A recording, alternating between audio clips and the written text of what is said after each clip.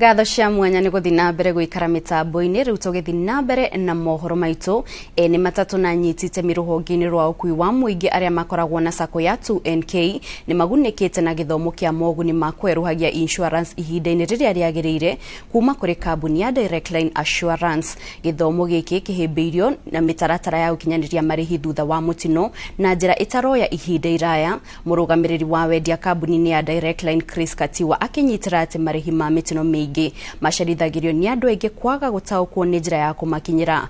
Urugamiriri wa Directline ugite githomo giki gigutambio bururi handu waruma igongona ria mbere rigitabanirio tauni-ini ya Nyeri kuria amemba 100 a sacco ya 2NK magunikite.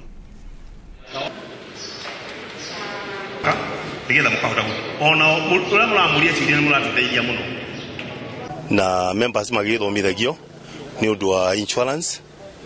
For example, ndu wa claims ile ikoragwo kuo koguo ntu kwendaga magena education koguo ntu gwitite andu wa Directline nigetha moke mamathomithia mathomithie kiria mundu agirire ukorwo agika in case of accident. Kwagi accident ula wagirire ku report ginya makinya maria mothe gukorwo githie namo koguo na members ni mathomete na tukaigua ta twahuthahuthirwo ni murigo ucio. Ni very important hari mu member kumenya dereva uria andikite kari na license yake ka ni valid ka PSV yake ni valid nigetha maundu macio mothe magakorwo magitwana githina ngari ria barabara ri insurance yake dereva ena license yake ni valid na PSV yake ni valid na immediately ngari ona akigana accident mundu akaripota. When an accident has been reported, there are some areas where our clients fall short of.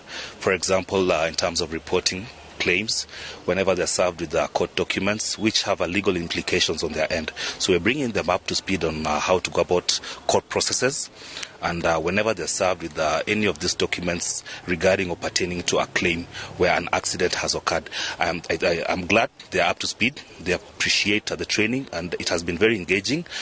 So as a company, last year we paid claims worth over 2.1 billion. What we've seen with in the matatu industry are mistakes that are made by, number one, the drivers and by extension the owners of the matatus. The biggest mistake that they make is failing to report a claim. So if a claim is not reported, the company might not know of the claim, and also the defense